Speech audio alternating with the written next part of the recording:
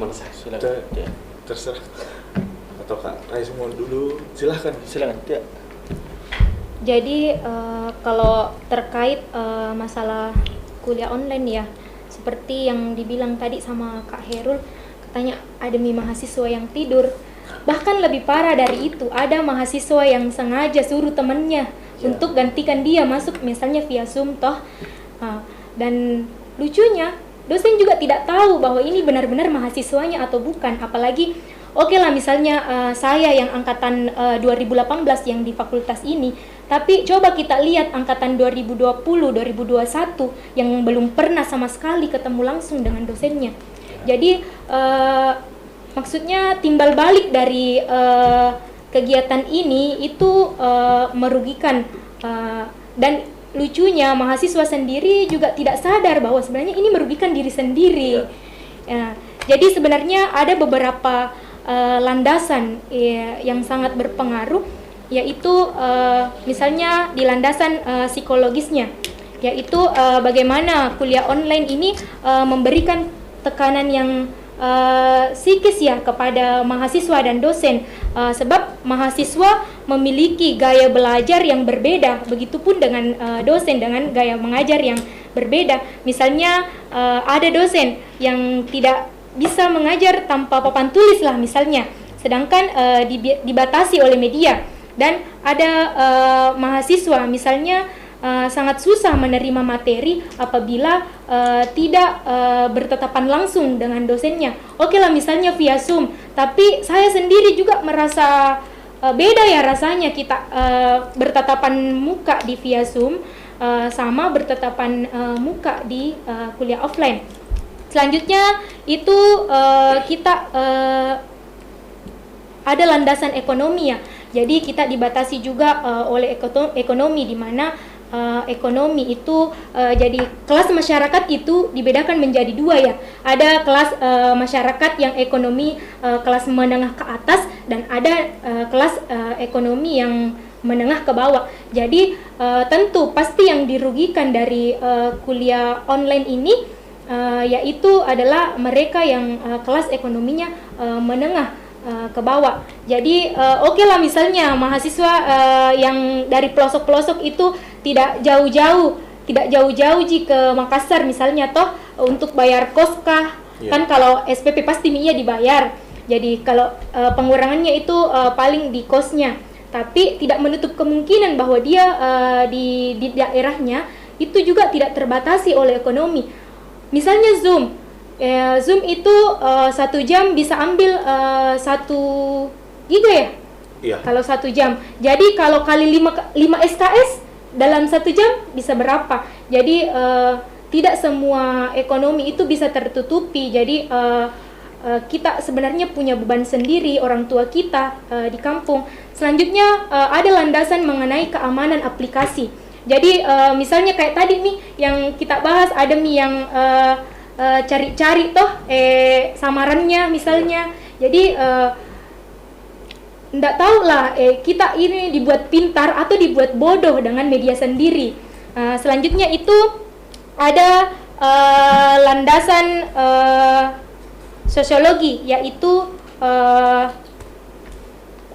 sosiologinya kita dibuat menjadi tidak disiplin. Misalnya tadi dibilang ada yang tidur sementara Zoom, ada bahkan yang pakai kemeja setengah pakai kemeja saja baru pakai handuk di bawah tuh. Jadi kita sebenarnya dibutakan, misalnya manipulasi lah misalnya. Jadi kita itu diajar untuk melakukan hal-hal yang seperti itu. Tapi tidak dapat dipungkiri juga jika dipandang dari landasan sosiologis itu, kuliah offline juga tidak menutup kemungkinan mampu mendidik mahasiswa dengan sangat baik. Jadi kita kembalikan lagi ke mahasiswa bagaimana memposisikan dirinya menanggapi kuliah online maupun kuliah offline. Tadi kan Kak kita bilang tadi itu dari yang saya lebih menarik Kak tentang attitude. Mungkin berbicara pakaian kan berbicara attitude Kak. Nah tentang kayak mungkin bisa dibilang kalau menurut saya Kak, hampir 90% mahasiswa yang melakukan kuliah online itu hanya rapi setengah. Karena saya sendiri, ya jujur saya juga pelaku kak. Saya juga pelaku kak. Ya saya pakai kemeja depan laptop, tapi di bawah kadang cuman celana pendek biasa kak. Cuman kan biasa juga ada naluri manusia yang selalu membawa kita kayak mencari hal-hal yang tidak mempersulit diri sendiri, begitu kak. Nah kalau menurut Kak Rais, apakah perlu kita rapi, full rapi seperti kuliah kita pakai celana panjang, kita pakai kemeja di depan laptop, sedangkan kita cuma di dalam kamar. Nah kalau dari pandangan Kak Rais sendiri bagaimana? Nah, sebenarnya ini kuliah via daring, kita dituntut memperbaiki kuantitas, tapi kita lupa akan kualitas. Seperti contohnya tadi, kita rapi di atas, di bawah bisa dibilang tidak bagus lah, kurang sopan. Karena kan memang juga itu kamera sampai di sini Ji. Ya. Oh, betul-betul kuantitas yang dimau ini. Ya.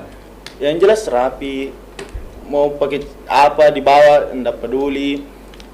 Di situ yang bisa kita tahu, tidak semua, bahkan kebanyakan mahasiswa belum siap akan adanya kuliah online.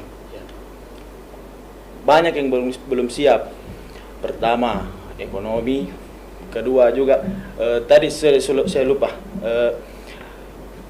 ilmu yang didapatkan di kampus tidak semerta-merta hanya dalam kelas. Ada yang didapatkan dari organisasi, ada yang didapatkan dari sosial. Kalau misalkan kita seperti di rumah saja, online saja, kita hanya semerta-merta memburu ilmu dari dosen. Kita tidak dapat ilmu dari organisasi. Kita bicara mahasiswa-mahasiswa yang bisa dibilang tidak mengikuti lah toh, tidak ada dia ikuti organisasi. Berarti kan sumbernya ini dari dosen Ji. Baru dibatasi lagi gerakannya. Jadi pasti tambah kurang dong. Betul-betul dia itu kuliah cuma absen. Kuliah saja di kelas, masuki dari awalnya masuk dosen. Beruntung ke 20%. Belum tentu ada masuk di kepala. Apalagi yang betul-betul mati di kameranya, mati di mic-nya, absen begitu. Misalkan si A nyalami, hadir Pak, mati lagi. Sebatas itu Ji, kuantitas yang terus diburu. Kita lupakan kualitas. Ini mungkin pertanyaan terakhir saya mau melemparkan ke Kak Hairul sebagai dosen ini, karena sebenarnya sudah lama Kak berputar-putar di kepalaku. Saya mau cari jawabannya bahwa kalau berbicara pembelajaran dan pengajaran efektif dan tidak efektif, menurut saya kembali lagi ke pribadian si pengajarnya dan si yang diajarnya Kak. Nah, tapi yang tanda tanya besar di kepala saya Kak, bahwa mekanisme ujian Kak. Mekanisme ujian, apalagi kita di Fakultas Hukum ini, kita salah satu jurusan profesi yang dimana level hafalan itu sangat dibutuhkan untuk para mahasiswa hukum yang akan melanjutkan profesi di bidang hukum Kak. Nah ini kan Kak, kalau misalnya ujian untuk harusnya kan Kak, kalau ujian di hukum bukan hanya sekedar menghafal pasal atau pengertian ini dan pengertian itu, tapi lebih banyak melakukan problem solve di pemecahan satu kasus masalah Kak. Nah kalau menurut dari Kak Hairul sendiri, dari kacamata dosen Kak, dengan adanya sistem daring ini, apakah itu bisa tersampaikan secara dengan utuh ke mahasiswa? Tersampaikan hanya 60%. Ini jujur saja. Kenapa saya katakan tersampaikan? Ya, kami sebagai dosen menyampaikan sepenuhnya. Betul. Tetapi yang menerima ini, siswa yang menerima, kami nilai juga hanya 60% menerima. Nah, di era, makanya saya bilang tadi, di era digital ini, siap tidak siap harus siap. Iya. Karena entah 5-10 tahun ke depan, diperhadapkan dengan dunia digital.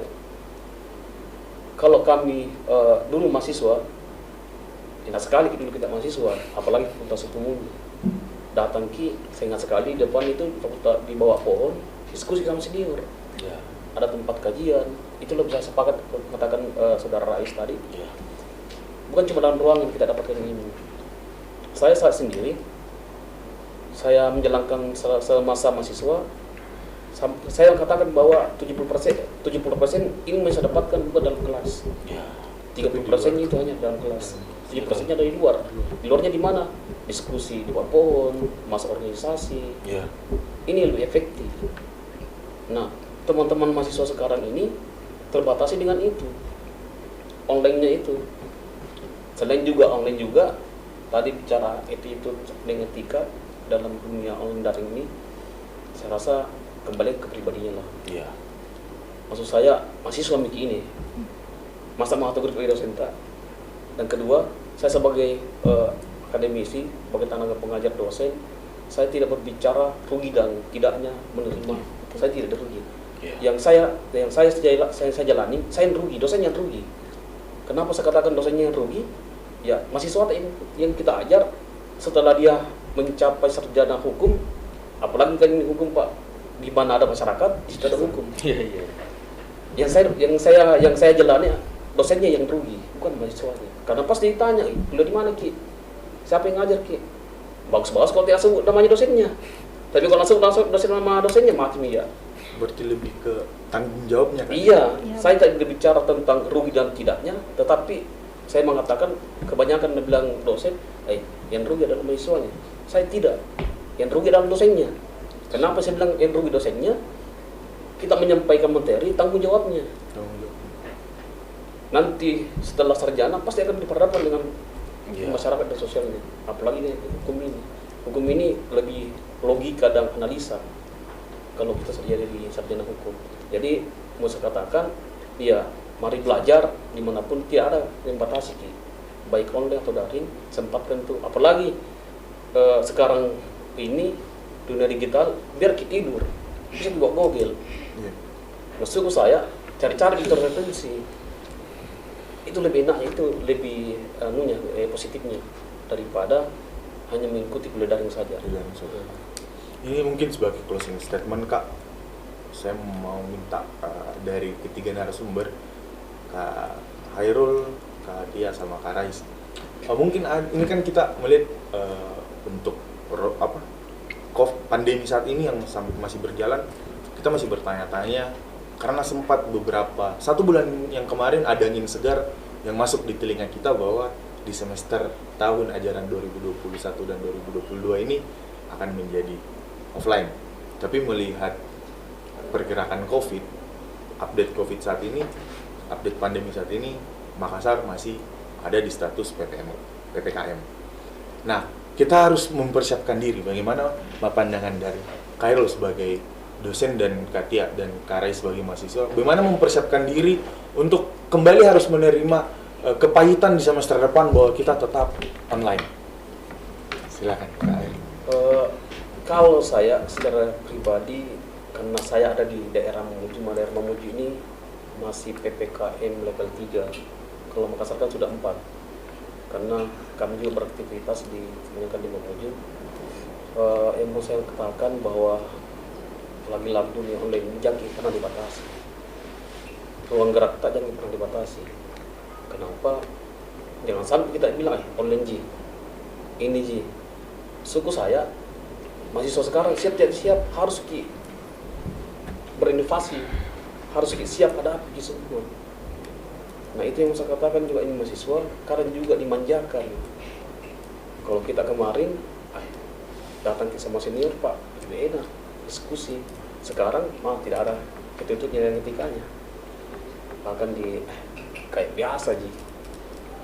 Itu yang saya katakan. Kalau persoalan PPKM-nya di Mamuju, kami tetap online juga, tugas dan pertemuan tetap online juga semua. Nah, kami juga mengadakan satu kajian, kadang juga kami bikin room sendiri di luar dari perkuliahan. Itu kami sengaja buat karena tanggung jawab kami sebagai dosen juga. Makanya saya katakan tadi, saya tidak berbicara rugi dan untungnya, yang rugi adalah dosennya. Saya kembali kepada diriku. Kalau ini mahasiswa cerdas, berarti yang berhasil adalah dosennya. Tapi mahasiswa ini kalau tidak cerdas, dan apalagi sarjana hukum, saya yang malu karena tanggung jawabku sebagai tenaga pengajar. Itu yang saya sampaikan. Mungkin Kak Ares Iya. memberikan solusi Kak, atau bagaimana dari Kak Ares sendiri mempersiapkan harus menerima kepahitan yang sangat pahit kalau semester depan masih harus online. Begini ya, ini dari pendapat pribadi. Nah, semester depan masih online. Saya sekarang ada di posisi semester 5. Berarti kalau semester depan ya mungkin saya berada di posisi lagi KKPH. Berarti saya bisa bilang mendapatkan ilmu di sini sangat kurang. Sangat kurang untuk ilmu saya menghadapi dunia setelah keluar dari sini. Karena siap tidak siap, sebenarnya saya pribadi masih belum siap untuk keadaan kuliah online saat ini. Karena ada beberapa hal yang tidak bisa kita dapatkan dari via Zoom, dari via online. Ada beberapa hal. Ada beberapa hal yang kita butuh berinteraksi, kita butuh saling melihat, kita butuh saling menyentuh untuk mendapatkan hal tersebut.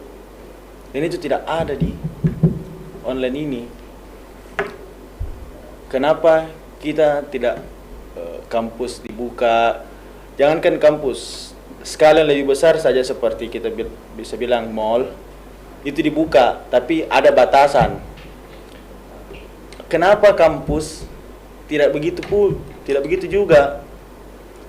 Tetap dibuka, tapi ada batasan. Karena bisa dibilang dosen, tenaga kerja kampus, mahasiswa, semua pasti sedih ini keadaan begini.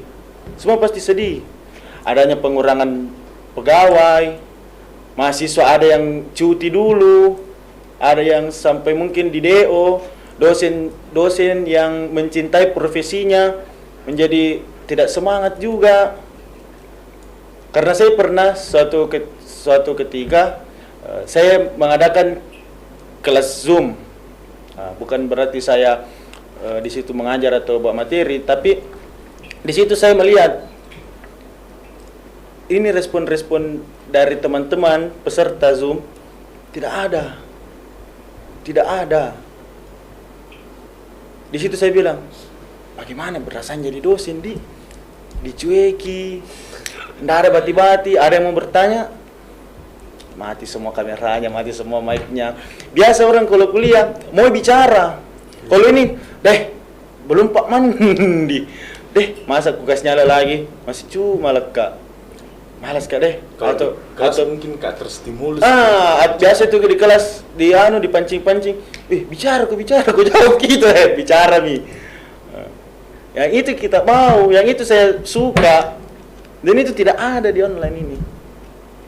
Yang saya harapkan kampus tetap terbuka, walaupun memang ada batasan-batasan seperti yang di mall wajib masker, ada petugas yang cek suhu tubuh, ataupun mungkin kalau mau masuk bisa harus vaksin dulu. Pasti ada juga orang mau vaksin demi kuliah, pasti ada bilang lebih vaksin mak daripada kuliah. Iya, atau harus swab dulu, harus PCR dulu baru kuliah. Pasti ada orang yang bisa dibilang tinggi sekali rasa ingin kuliahnya, tinggi sekali rasa ingin bersosialisasinya, pasti dia mau. Yang jelas Kak masuk kampus di kelas bukan jadi kantin. Itulah masalahnya. Di kantin kita bisa dapat ilmu juga. Tapi setidaknya masuk kelas juga.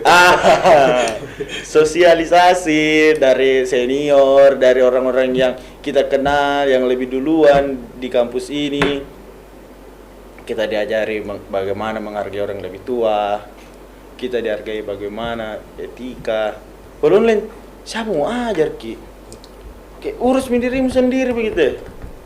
Masuk pokok di kampus baru dikasih tahu ke begini-begini. Tidak masuk ya orang ini. Tidak diajar. Silakan. Makasih Kak Hairul, Kak Tia, Kak Rais. Makasih atas waktunya. Terima kasih sudah meluangkan waktu untuk kita ngobrol-ngobrol di studio hari ini. Semoga kita bisa diberikan kesehatan terus menerus, kita tidak terpapar COVID, dan semoga pandemi ini cepat pergi dari Indonesia. Amin. Kembali lagi terima kasih banyak. pada narasumber-narasumber kita yang sangat istimewa hari ini. Oke. Baik, kita sudah ada di penghujung dari obrolan kita. Mungkin dari saya bisa menarik konklusi dari obrolan ini bahwa sebenarnya digitalisasi perlu sebuah inovasi.